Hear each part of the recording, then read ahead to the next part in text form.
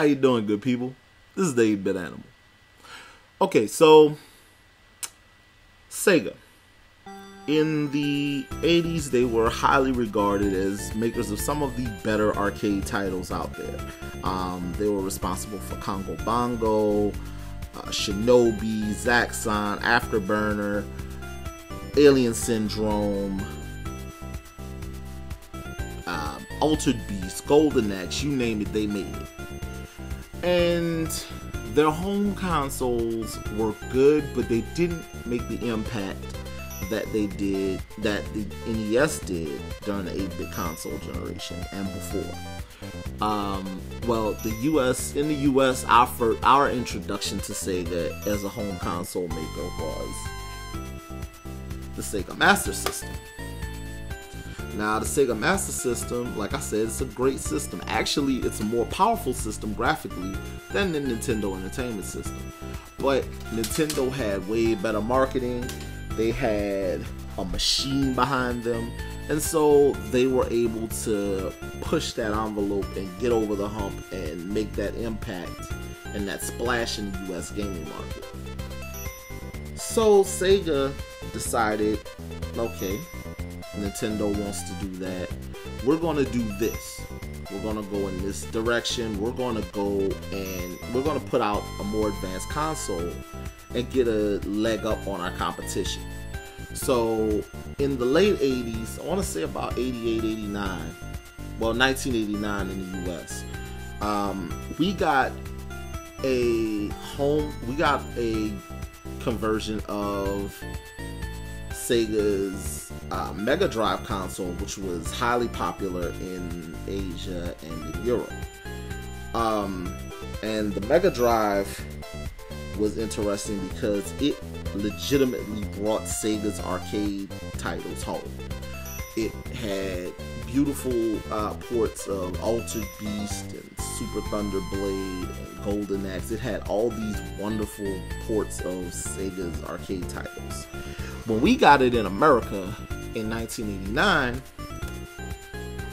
it was renamed the Sega Genesis because it was the dawn of the 16-bit console generation, or its Genesis.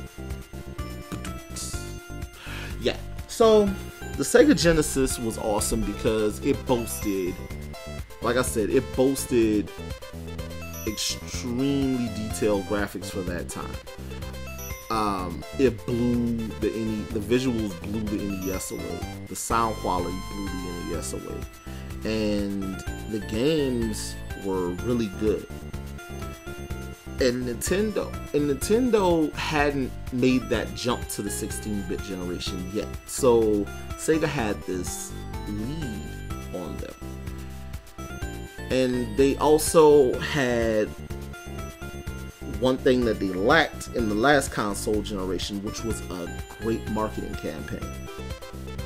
Because they pushed the one thing that they had over Nintendo with the Genesis.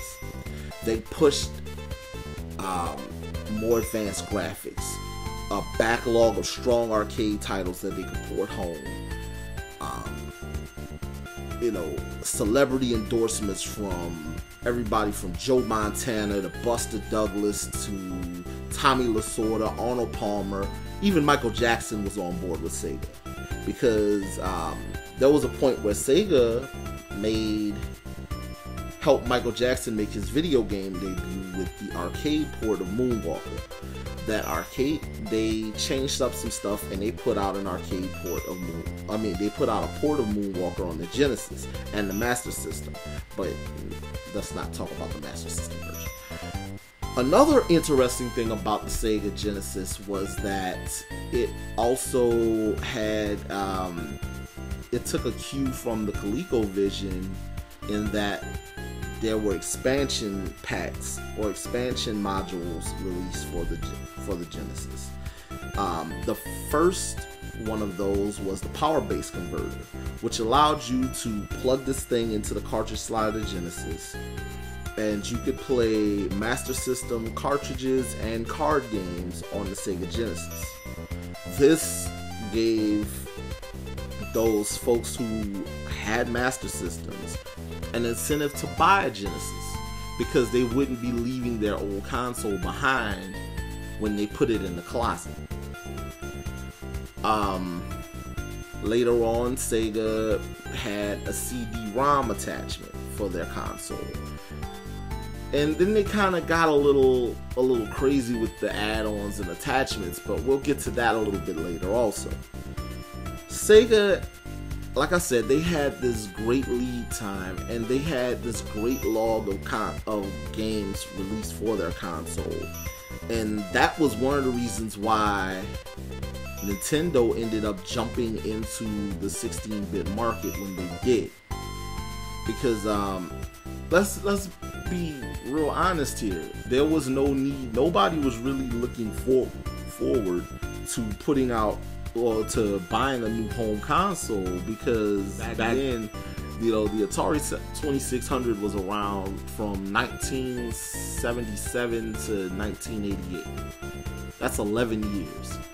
The NES at that point had been around for 5 years. Nobody was looking forward to buying a new console after 5 or 6 years. But because of the release of the Genesis, we had the release of the Super NES 2 years later, and it kind of just started what we're talking about now, and that's the 16-bit war. This has been the 8-Bit Animal, and I will catch you beautiful people tomorrow.